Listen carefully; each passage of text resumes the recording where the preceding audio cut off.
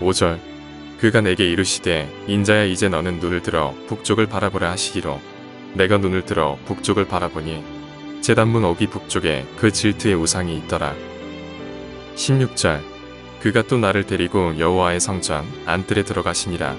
보라 여호와의 성전 문꽃 현관과 제단 사이에서 약 25명이 여호와의 성전을 등지고 낯을 동쪽으로 향하여 동쪽 태양에게 예배하더라. 오늘 아침 우리가 이 에스겔 8장의 말씀을 함께 살펴보고자 합니다. 하나님께서 이 에스겔을 그 바벨론의 포로된 중에서 불러서 그가 하나님의 사명을 감당하는 이스라엘의 파수꾼이 되게 하셨고, 그리고 이제 그 다섯째 해, 이제 30살이 되는 그런 다섯째 해 했고, 그 다음에 이제 여섯째 해, 1년이 지났습니다. 오늘 8장에 보면 1년이 지나서 이제 또 이 에스겔이 집에 앉았을 때에 하나님, 유다의 장로들이 또 에스겔과 함께 앉았고, 그때 하나님의 그 영이 이 에스겔에 임하고 하나님께서 그 어떤 손으로 머리 한 모습을 잡고 천지 사이로 들어 올려서 예루살렘 성전에 가서 예루살렘 성전에 있는 우상들을 보게 하십니다. 그래서 왜 이제 예루살렘이 망할 수밖에 없느냐 하는 그 이유를 이제는 분명하게 보여줍니다. 그래서 물론 모든 사람들은 다 이걸 볼 수 없지만 에스겔을 통해서 에스겔을 직접 체험하게 하고, 그리고 에스겔이 기록한 글을 통해서 말을 통해서 사람들은 이 예루살렘에 있는 죄악이 무엇인가를 분명히 깨닫게 됩니다. 그래서 이제 이 예루살렘에 있는 우상들에 대한 이야기가 오늘 8장에 기록이 되고 있습니다. 그래서 이 우상이라고 하는 것, 하나님을 섬겨야 될 사람들이 하나님이 아닌 다른 것을 더 의지하고 다른 것을 섬기고 있는 것이 과연 무엇인가. 오늘 우리가 이 땅을 살아가면서 지금도 눈에 보이는 우상도 있지만 보이지 않는 우상들도 많습니다. 그래서 하나님이 가장 싫어하는 것이 바로 우상 숭배입니다. 우리를 천지를 지으시고 우리를 구원하신 하나님은 우리에게 예배를 받으시기를 원하십니다. 우리의 찬양과 경배를 받으시기를 원하는데, 우리가 예수를 믿노라 하면서도 다른 것을 의지하고 사랑하고 있다면 이제 이것이 바로 우상 숭배입니다. 결코 있어서는 안 되는 우상이 무엇인가? 우리가 이 예루살렘에 있는 우상들을 먼저 살펴볼 필요가 있는데, 먼저 하나님이 이제 제일 먼저 이 에스겔을 들어 올려서 예루살렘의 그 성곽의 북쪽에 있는 북쪽 문에 있는 질투의 우상을 제일 먼저 보게 하십니다. 북향한 문에 이르러서 3절 그가 손 같은 것을 펴서 내 머리털 한 모순을 잡으며 주의 영이 나를 들러 천지사에 올리시고 하나님의 환상 가운데 나를 이끌어 예루살렘으로 가서 안뜰로 들어가는 북향한 문에 이르시니 거기에는 질투의 우상, 그 질투를 일어나게 하는 우상의 자리가 있는 곳이다. 질투의 우상을 제일 먼저 보게 합니다. 5절에도 그가 내게 이르시되 인자야 이제 너는 눈을 들어 북쪽을 바라보라 하시기로 내가 눈을 들어 북쪽을 바라보니 제단문 어기 북쪽에 그 질투의 우상이 있더라. 질투의 우상이라고 하는 것은 하나님은 질투하시는 하나님이십니다. 하나님의 백성들이 하나님만 사랑해야 되는데 하나님만 사랑하지 아니하고 다른 것을 사랑하게 될 때에 하나님은 질투하시는 하나님이십니다. 그러면 이 질투의 우상이 무엇인가? 특별히 여기서 이제 강조되는 것은 북향한 문에 이르렀다. 이 질투의 우상은 바로 이 제일 북쪽에 있는 문에 이 질투의 우상을 두고 있다는 것을 보게 됩니다. 예루살렘은 지형상 동남 서쪽은 깊은 골짜기입니다. 그래서 예루살렘을 공격하는 모든 적군들은 북쪽으로 향해서 이제 예루살렘을 쳐들어옵니다. 다시 말해서 북향한 문에 질투의 우상이 있다는 얘기는 대적을 막아내는 신이 누구인가 하는 그 문제에 있어서 이 북향한 문에다가 질투의 우상을 만들어 두고 사람들은 그 우상 때문에 그 신 때문에 우리가 적군에 대해서 이기고 평안을 누리고 있을 것이다 하는 그런 이 안전에 대한 욕구, 이것이 바로 이 질투의 우상을 만들어 둔 이유라는 것을 우리가 알 수가 있습니다. 그래서 우리가 이 땅 위에 모든 사람 지금도 마찬가지입니다. 안전을 위해서 우리는 많은 관심을 가지고 있습니다. 그래서 적군이라든지 도둑들이 들어와서 우리 물건을 훔쳐가지 못하도록, 뭔가 또 사고가 나지 아니하도록, 또 전쟁에서 우리가 보호를 받을 수 있도록 우리 주변에 일어나고 있는 위험스러운 상황들은 많기 때문에 그 위험에서 벗어나려고 할 때 뭐냐? 누가 나를 안전하게 할 것인가 하는 얘기입니다. 그래서 이 질투의 우상, 이 우상의 모습이 무엇인지는 우리가 여기 기록이 되어 있지 않지만 하여튼 그 이스라엘 예루살렘에 우상을 하나 만들어 놓고 그 북쪽에서 다가오는 적군을 막아주기를 바라는 그런 우상이 있다는 것. 사람들은 안전을 위해서 지금도 다윗은 여호와는 내 편에 있고 여호와는 나의 목자시다 하는 이것을 하나님이 나를 안전하게 하신다는 것을 다윗은 그렇게 고백을 했는데 과연 우리의 삶이 하나님으로 말미암아 안전한가 아니면 내가 가지고 있는 어떤 돈이라든지 어떤 시스템이라든지 이런 것들로 인해서 내가 안전해질 수 있는가? 우리가 이것을 한번 잘 살펴본다면 하나님 이외에 다른 무엇을 가지고 내가 평안을 얻으려고 한다면 이것이 바로 하나님을 질투나게 하는 우상이 됩니다. 그래서 그것이 세상의 힘이 될 수도 있고 재물의 힘이 될 수도 있고 여러 가지가 있을 수 있는데 하여튼 이 예루살렘 제일 첫 번째 이 질투의 우상 얘기를 보여주고 그 다음에 이제 좀 더 성전 안으로 들어가게 합니다. 담이 있고 담이 있는데 그 다음에 그 구멍이 하나 있고 그래서 하나님은 에스겔에게 그 구멍을 더 크게 뚫으라고 합니다. 그래서 담을 헐고 그 담을 한틀 열고 보니까 문이 있고 그 안에는 이제 그 성소 안에 들어가 보니까 벽에 각종 이 그림들이 있습니다. 11절에 보면 10절 내가 들어가 보니 각양 곤충과 가정한 짐승과 이스라엘 족속의 모든 우상을 그 사방 벽에 그렸고 사방 벽에다가 각종 곤충의 모습들, 각종 짐승들의 모습들이 있습니다. 그래서 이스라엘 장로 70명이 그 앞에 서서 분향을 하고 있습니다.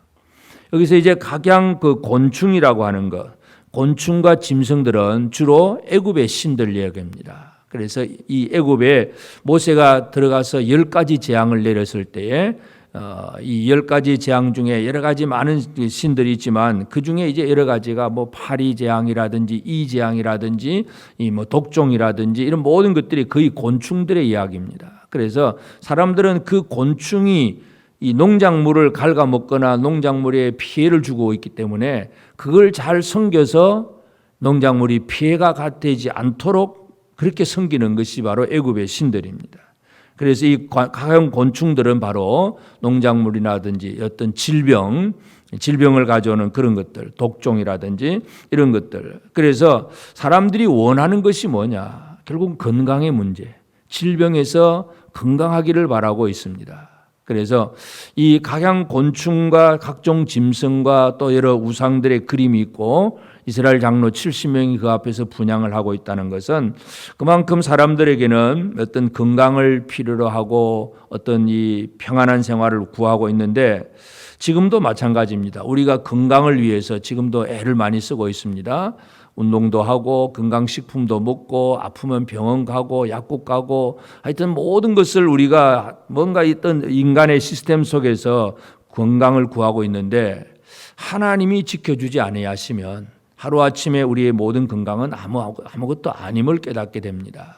그래서 우리의 모든 것은 오직 하나님의 손에 달려있다는 거, 이걸 우리가 깨달아야 되는데 하여튼 이 애굽의 그 많은 우상들, 그 각양 곤충 짐승들 이제 이런 것들이 있고 그래서 그 다음에 또 그 다음에 14절에 보면 또 나를 데리고 여호와의 전으로 들어가는 북문, 이제 성전 북문, 아까는 이제 성 전체 북향한 문이고 이제는 성전 북문에 이르니까 그 북문에 보니까 거기에는 여인들이 앉아서 단무스를 위하여 애곡하더라.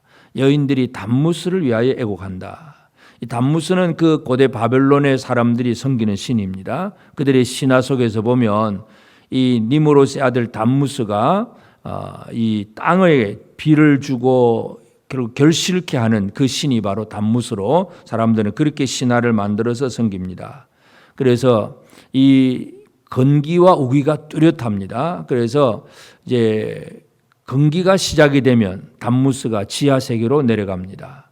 그리고 그러면 이제 땅이 바짝 말라버리잖아요. 그 다음에 이제 우기가 시작될 때에 그때 다시 이 단무스의 그 누이 동생 이런 신으로 인해서 단무스가 다시 이제 땅으로 올라와서 이 땅에 비를 내리고 식물이 자라게 합니다. 사람들은 그런 신화를 만들어 섬기고 있습니다. 그러니까 단무스를 위하여 애곡한다는 얘기는 이제 이 땅에 건기가 시작이 되고 비가 없어지면 여인들이 애곡을 합니다. 메마른 땅 때문에. 그래서 결국은 단무스를 위하여 애곡하는 그 목적이 뭐냐 하면 풍요로움 때문에, 뭔가 풍작을 이루고 많은 걸 누려야 되는데 땅이 바짝 말라버리면 뭔가 결실을 할 수 없다는 것, 이것 때문에 애곡한다는 것인데, 결국 모든 사람들이 부자 되기를 바라고 있습니다. 부유함, 풍족함, 이런 것들 때문에 이 단무스를 위하여 애곡, 이것이 나옵니다. 그 다음에 또 이제 16절, 또 나를 데리고 여호와의 성전 안뜰에 들어가시니라. 보라, 성전문 곧 현관과 제단 사이에 약 25명이 여호와의 성전을 등지고 나틀 동쪽으로 향하여 동쪽 태양에게 예배하더라. 동쪽 태양에게. 성전은 등지고 이 성전에 들어와서 하나님을 향하여 믿음으로 나가야 되는데, 하나님 성전을 등지고 동쪽 태양을 예배하는 것. 태양 예배. 이 고대 사람들은 이 태양을 늘 의로움으로 또 진리로 그렇게 이해를 하고 있습니다. 태양이 의롭고 태양이 진리다 하는 그런 얘기들. 결국 태양신 숭배가 그것이 제일 인간으로서 제일 옳다고 여겨지는 그런 생각을 가지고 있습니다. 하나님을 등지고 태양이 의라고 태양을 우리가 진리로 생각을 하고 있습니다. 세상 많은 사람들은 지금도 윤리적으로 도덕적으로 착하게 살기만 하면, 좋은 일 많이 하기만 하면 그러면 괜찮은 거라고 생각을 하고 있습니다. 이러한 것들이 바로 지금도 눈에 보이지 않는 우상들입니다. 그래서 사람들이 바라고 있는 안전, 건강, 풍요로움, 또 의로움, 이런 것들이 모든 것을 바라는 사람들의 모습인데, 그러나 그 모든 것들이 하나님의 손에 달려있다는 것을 깨닫지 못하고 다른 신의 우상들을 만들어 섬기는 것, 이것이 바로 예루살렘의 타락한 모습입니다. 오늘 우리는 이 모습들을 하나님께서 에스겔을 통해서 보여주신 것을 다시 한번 묵상하면서, 내 안에 우상은 무엇이 있는가? 나는 평안함을 위해서 또는 풍요로움을 위해서, 건강을 위해서 뭘 의지하고 살고 있는가? 하나님만 의지하고 있느냐? 아니면 하나님을 등지고 태양을 바라보고 있는가? 오늘 이 아침 내가 바라보고 있는 삶의 방향이 어디 있고 내가 의지하는 것이 무엇인가를 다시 한번 발견하는 우리가 되어지기를 원합니다. 우리의 삶의 방향이 하나님을 향한 방향이 되어야 됩니다. 하나님을 등지고 태양을 바라보는 생활이 아니라 하나님을 바라보고 하나님의 그 지성소를 향하여서 나아가는 그 삶의 방향이 오늘 우리에게 있어야 됩니다. 성전에는 동쪽에서 서쪽으로 들어갑니다. 그래, 뜰을 지나서 성소를 지나서 지성소까지 방향이 동에서 서로 가야 됩니다. 그런데 사람들은 거꾸로 등지고 동쪽만을 바라고 있습니다. 우리가 내 삶의 방향이 어느 쪽인가? 지성소를 향하는, 하나님을 향하는 온전한 믿음의 방향인가? 내가 뭘 의지하고 있는가? 다시 한번 기억하면서 우리 삶에 우상이 있다면 빨리 제거하는 것, 없애버리는 것, 이것이 오늘 우리가 해야 할 일입니다. 우리가 각자의 삶 속에서 내 안에 있는 우상을 잘 제거하고 오직 하나님만 신뢰하고 하나님만 의지하는 믿음의 삶을 통해서 늘 하나님과 동행하는 복된 삶을 살아내는 오늘 우리 모두가 되어지기를 주의 이름으로 축복합니다. 기도하십시다.